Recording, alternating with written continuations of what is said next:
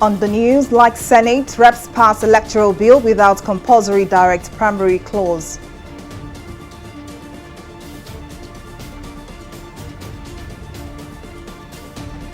Certain civil groups reject Senate's inclusion of consensus option in electoral bill.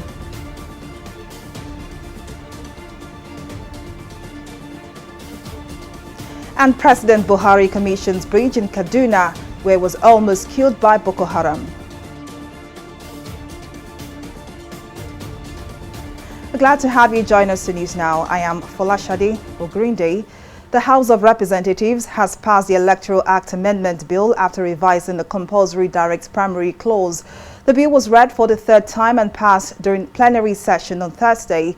The House, at its sitting on Wednesday, removed the Clause 84 requiring political parties to only select candidates through direct primaries. According to the amended clause, the procedure for nomination of candidates by political parties for various elected positions shall be by direct and indirect primaries. The Speaker of the House of Representatives, Femi Gbajabiamila, however, clarified that the only clause adopted and amended by the House is the Clause 84 that addresses direct and indirect primaries. Election of the presidential candidates will remain at the various state levels. That is what this English says, sir.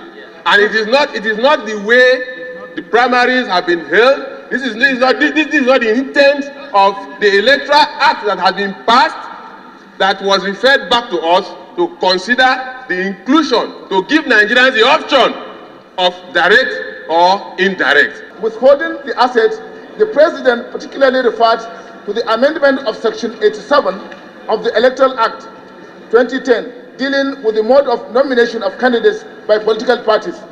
On the reconsideration of the Electoral Act Amendment has been adopted by the House, but for emphasis' sake, I need to state categorically that what was adopted, what was considered and adopted by the House was only one clause, and that was Clause 84(2). And that was a clause to do with direct and indirect primaries. No other clause in the Electoral Act amendment was considered or adopted.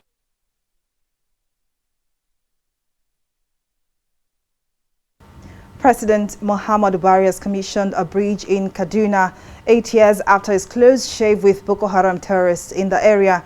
Speaking after inaugurated the remodeled Kawo overhead bridge along Zaria Road, the president narrated how he narrowly escaped being killed in the area 8 years prior. The president is in a state to inaugurate some projects initiated by Nasser El-Rufai-led Kaduna government. A combined team of heavily armed soldiers and the police were deployed to strategic locations across the city ahead of the president's visit. The Federal Executive Council (FEC) has approved contract awards for flood control in 6 geopolitical zones, projects in the Federal Capital Territory, as well as for the Ministry of Transportation. The Ministers of Transportation, Information and the FCT disclosed this while briefing correspondents on the outcome of the council meeting presided over by Vice President Yemi Osinbajo at the Presidential Villa in Abuja on Wednesday. All details in this report. The FCT has the largest share of contracts approved for award, costing a total of 56.2 billion naira. According to the FCT Minister Mohammed Bello, the approvals are for the construction of Kuje 105 Highway, an access road and car park for Abuja Light Rail Station. The FCT Minister also showed that efforts are underway to complete the long-standing Apple-Kashi Road, whose implementation, he said, had been unnecessarily delayed because of lack of funding and design error. Highway number 105 is popularly known as the Kuje Road. That's the road that links Kuje satellite town with the interchange at Kiami. For those of you who know that road, it's a road that, of course, if done, is going to reduce traffic congestion on that stretch of the road, open up the whole of Kuje town, and provide alternative routes by linking to the Kuje-Gwagwalada road. In his address, the Minister of Transportation, Rotimi Amechi, said he presented 4 memos on behalf of his ministry, which were all approved by FEC. He said FEC approved memo for the clearing of equipment for the Deep Blue project, as well as contract for reconstruction of the narrow gauge track from Niger to Barrow. The federal government has approved a contract for the reconstruction of the narrow gauge track from Minna to Barrow. And you know where Barrow is. Barrow is where we have the Barrow River Port. So there will not be a rail line from Barrow to Minna to join the narrow gauge, so that when cargoes come to Barrow, they can then be evacuated through the narrow gauge. On his part, the Minister of Information, Lai Mohammed, gave a breakdown of the 14 projects approved for award under the Ecological Fund spanning the 6 geopolitical zones of the country. He explained that FEC approved the award of contracts for the 2022 emergency procurement of first and second quarters accelerated soil erosion, flood and pollution control intervention projects. I'm sure you are aware that it's an ecological project office which intervenes regularly to control soil erosion, flood, in favor of states. The Ecological Project Office receives complaints of serious threat to community and to the land. The minister pointed out that the present administration has intervened in 291 projects, out of which 263 have been completed and handed over to beneficiary communities and institutions, while a total of 28 are at various stages of completion. Folashade Ogurinde, TV360 News.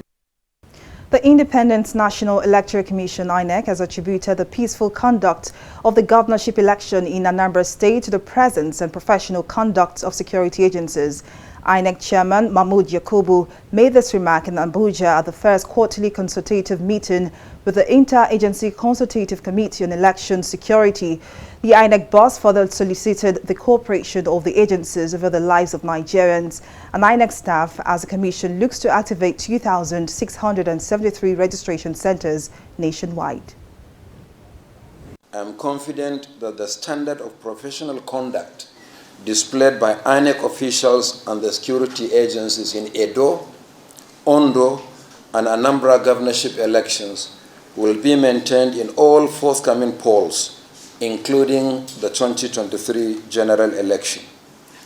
Our responsibility is to protect the process, to guarantee its integrity, while leaving the outcome of election to voters to determine. At the same time, we are mindful of the imperative of securing the process, especially the lives of registrants and our personnel.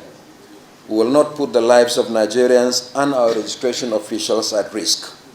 For this reason, this meeting will review the security situation with a view to achieving our ultimate goal of activating 2,673 registration centers nationwide.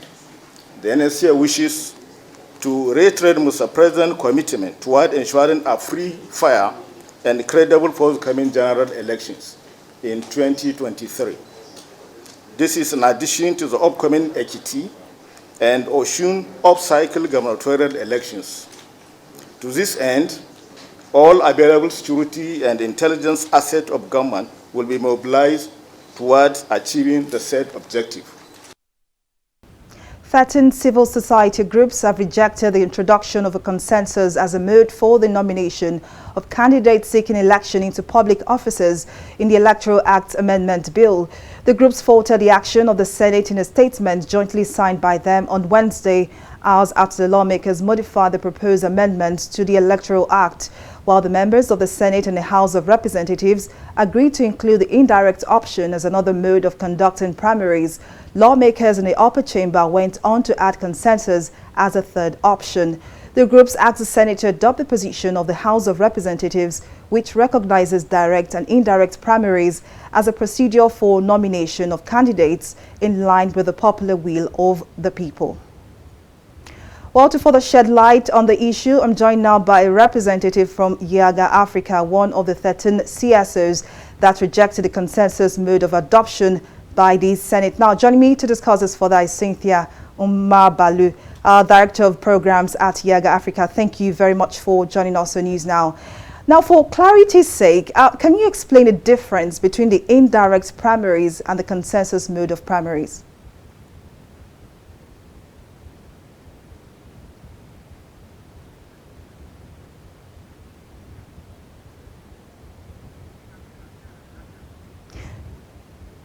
Now, we really can't get your audio, but if you could hear me clearly, I was asking you to clarify the difference between the indirect primaries and the consensus mode of primaries.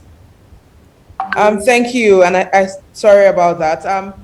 So for the indirect primaries, what the law requires is the parties, through their as provided in their constitution and in the guidelines, elect their candidates through a delegate system. So for indirect primaries, different parties, for instance, have either statutory delegates or delegates elected via a convention, and these delegates would be the voters who would elect the candidates from a list of aspirants in the primary process. So for at least for indirect primaries, there's a sense of competition. It means that as long as individuals qualify to contest in the party for a particular office, then they can compete at the primary levels and a delegate to choose them. Now, for the direct primaries, what is required is that all members, all registered members of the parties would elect their candidates from a list of aspirants. However, for consensus, the conversation about consensus, which is one of the reasons why we as CSO partners do not believe is democratic, is the fact that consensus, the idea of consensus, is that an individual is agreed by a group of people within a party as the candidates for the party. So what it does is there is no form of election whatsoever. There is no form of competition, and whatever the individuals in the party decide would be what would determine who the candidate is. And I know there were conversations around, we've had a sense of consensus before, and in times without number, we have stated that the consensus mode is not an acceptable mode of primaries because, one, it's against democratic principles. Secondly, it limits the opportunities of individuals and parties to contest at the primary level. And third, it forces candidates on parties and even on voters, thereby limiting the choice of voters in an elections. Now, it is important we clearly state the distinction between consensus party candidates and when there is only a single aspirant. Now, in the current Electoral Act, there is a provision for where, for instance, there is only one individual who is the aspirant, no other aspirant has indicated interest, and there is a process that requires some level of voting at different levels for that singular aspirant. Now, that is different from a consensus candidate. Introducing consensus in this bill by the Senate, the implication of this introduction of consensus is that individuals who want to aspire may be limited from aspiring for office. You've heard instances where people are denied the right to even purchase candidate nomination forms to get their tickets to contest in a primaries, and that negates the principles of democracy and is antithetical to democratic principles. In every system where you have democracy practice, in developed democracy and even developing democracies, primary elections are very fundamental. That in fact, there is a lot of attention to primary elections. But I think our lawmakers, actually in the Senate, are yet to understand the importance of a primary elections. That from that level, the level of competition must be in such a way that aspirants who qualify have the freedom to contest in respective parties. But by the time you introduce consensus, you limit the opportunities of aspirants who want to contest at that level. You also force candidates on parties, because at the end, what you would have is a select few in a party determining who the candidates would be. And at the end of the day, voters would be subjected to that choice that had been determined by a select few in the party. And we believe as CSO partners, we also believe as individuals who are working to build a democratic society, that for this electoral amendment bill, what is important, the president said review the section, the clause 84 on mode of primaries. We agree that yes, you should review that, and the House has gone ahead to review to introduce indirect primaries. Let us limit this conversation to direct or indirect primaries as the acceptable mode of primaries. And we call on the National Assembly as they constitute the Harmonization Committee to adopt the version by the House. This is the desires of the citizens. This is good for our democracy. We do not want a system that is introduced to limit choice, limit freedom, rather than expand freedom and expand the equal opportunity of every individual to contest at party primary level in respective political parties. Madam Cynthia Umba Maluth, Director of Programs at Siaga Africa, thank you very much for your contributions. Well, we'll take a break here, but still to come, Mali seeks help from neighboring countries to bypass trade sanctions. With details of the story and more right after this break.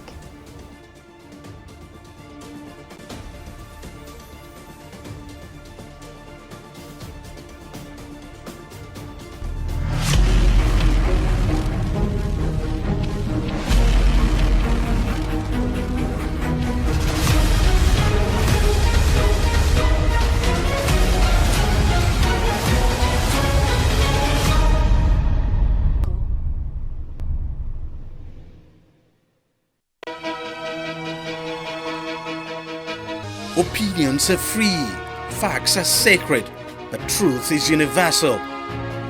How, in practical terms, can we, for instance, de-escalate the tension?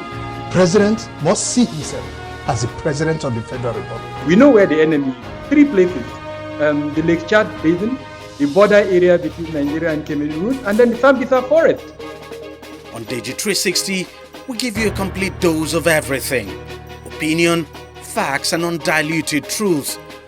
I hardly believe what politicians say in this part of the world. A new Nigeria is possible, a future is possible. We delve into the issues, dissect it so that you can understand it, use it to take action. I don't think there's any need for any governor to look for grant for ranching. TV360, dissecting the issues.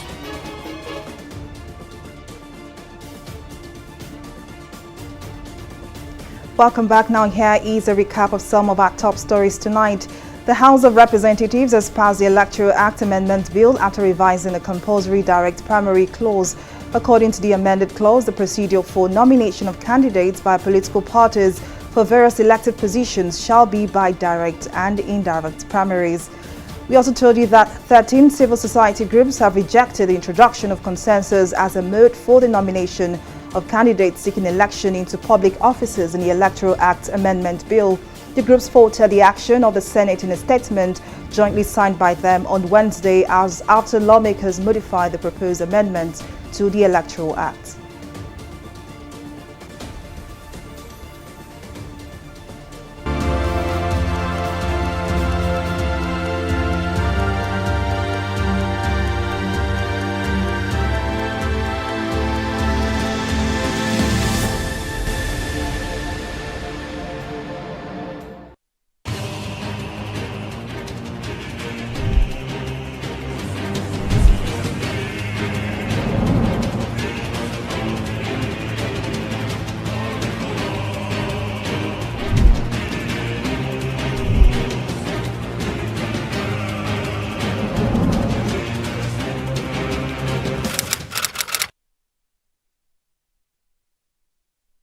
In the last 3 years, we have built a multi-purpose center, which is the envy of all in our constituency.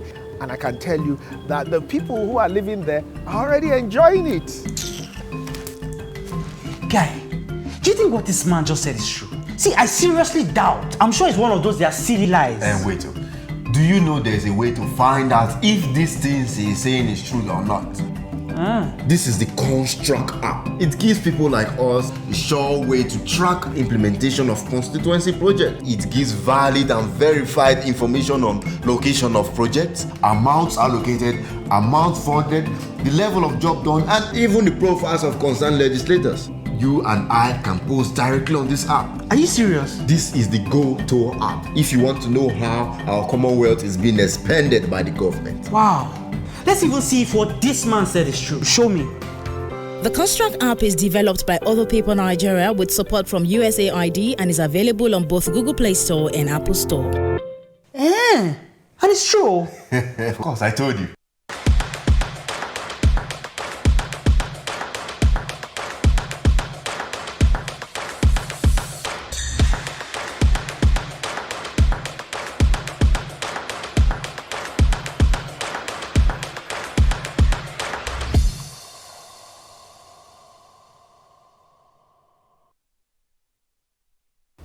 Welcome back. Nigeria on Wednesday recorded 230 positive COVID-19 samples across 13 states of the Federation and the Federal Capital Territory, FCT, bringing the total confirmed infection in the country to 251,571. According to the Nigeria Center for Disease Control, NCDC, Lagos State, the epicenter of the disease of the virus, topped the infection chart with 115 cases, followed by Gombe and FCT with 29 and 24 cases respectively. Meanwhile, the death toll keeps rising as one death was recorded, raising the fatality toll to 3,117. Weekly COVID-19 cases in Africa have dropped significantly, and that's dipped for the first time since the peak of the fourth pandemic wave propelled by Omicron variant. This was disclosed by the World Health Organization Regional Director for Africa, Matshidiso Moeti, on Thursday. According to Moeti, South Africa, where Omicron was first found, has recorded a downward trend over the past 4 weeks, while only North Africa reported an increase in cases over the past week with a 55% spike. Moeti noted that although vaccine supplies in Africa has risen in recent months, the rate of vaccination still remains low, with just 10% of the continent's population fully vaccinated.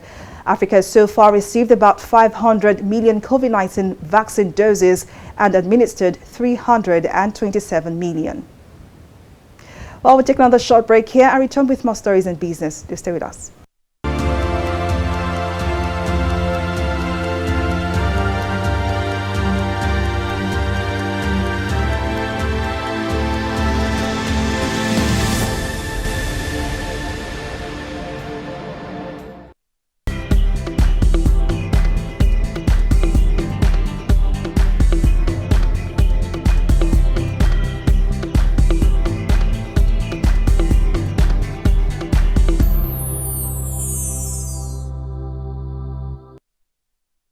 Well, up next is business news with Abisola Adibaya. Over to you, Bisola. Well, we'll take a break here and return with a review of the stock market.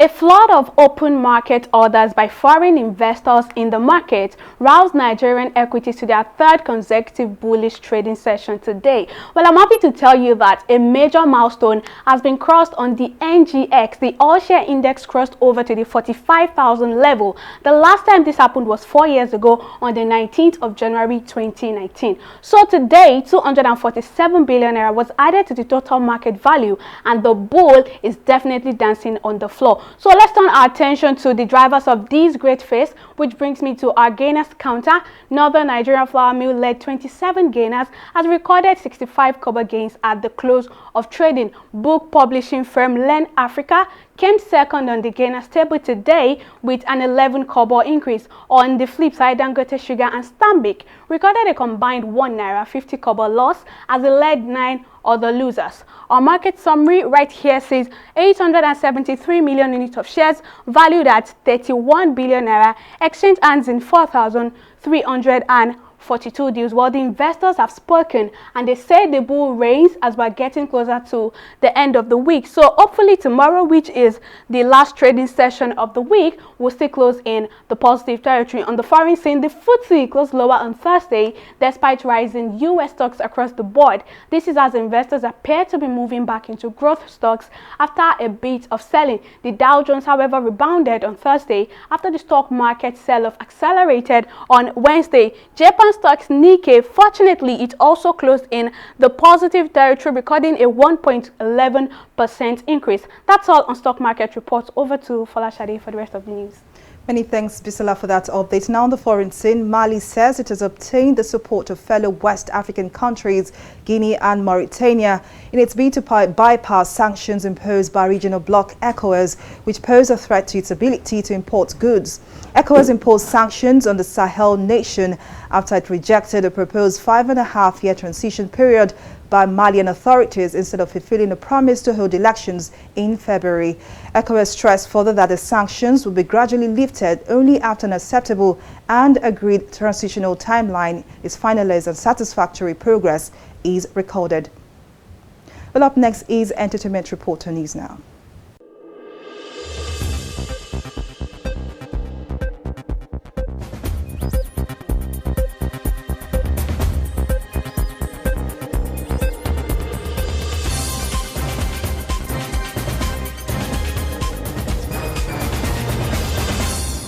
Nigerian singer Portable has revealed the reason he dropped out of school. Portable, who became the rave of the moment in December, disclosed that he left school to focus on his music career because music is a money-making machine. The controversial artist, in a recent podcast interview, said that he knew right from the start how much wealth music could give him, so he faced it full-time. The Zazu singer added that before his fame in December, he'd met some people who killed his career with false promises, even after realizing how talented he is and knowing what he can offer. He therefore advised listeners to be careful when dealing with people who try to rip them off by showing them what they are truly made of to avoid stories that touch. Nollywood actress Toyin Abraham has slammed critics, assuming that her husband Kolawole Ajayemi is poor, following side talks that the actress is funding her husband's lifestyle and family. The actress, in an Instagram post, noted that although her husband is not as popular as she is, he is capable of living the life that he wants, adding that whatever her husband owns is gotten from his hard work and not her popularity. Abraham also urged critics to desist from ridiculing her husband and what he stands for.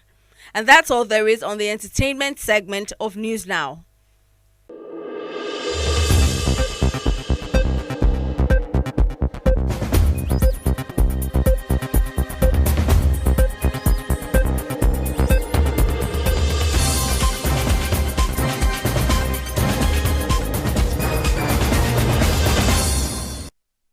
Away from entertainment and now to sports, Austin Eguavoen's men have sealed their dominance in Group D with another win at Rum Aja Stadium on Wednesday. Nigeria defeated Guinea-Bissau 2-0 to finish their group campaign at 2021 Africa Cup of Nations with a 100% win record. After a goalless first half, goals from Umar Sadiq and William Troost Ekong helped the three-time African champions grab 9 points after 3 games in Group D. Our correspondent, Mojisola Matomi, tells us more in this report. Just like the encounter with Egypt and Sudan, Nigeria displayed a brilliant performance to outlast their West African counterparts 2-0 amid excitement and cheers from supporters. The manager, Austin Eguavoen, had made 8 changes in the team that won against Sudan the last time in order to give playing time to other members of the team, and it yielded the desired result against the stubborn West African side. A cross-section of Nigerians who spoke to TV360 Nigeria expressed their satisfaction with the theme and remain hopeful of their ability to win the tournament. The Super Eagles of Nigeria performance against the Guinea-Bissau was a very good match. The Super Eagles, the players that fielded in for the first team, the regulars, they did very well. I think they gave a good account of themselves. They exceed my expectations, and I'm having high hopes on them. I never believe, if anybody bribe me that Nigeria will not win yesterday, Nigeria will win yesterday match, I will argue that no, Nigeria will never win. I never believe that Nigeria can perform like this. Definitely, I can say that in the whole Africa, there is no any country that is more best than Nigeria. Nigeria performed very well, and I'm very sure that this Malawi that we are going to face on Sunday, it will be more powerful. The Africa Cup of Nations 2021 is the second time the Super Eagles will win all 3 games and claim all 9 points in the group stage, a feat achieved under the leadership of Coach Eguavon, who was also the manager in 2006.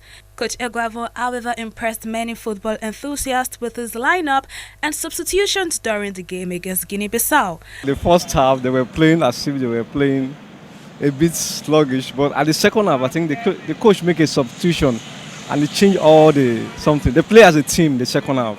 I was so impressed. I will give them like 90 over 100.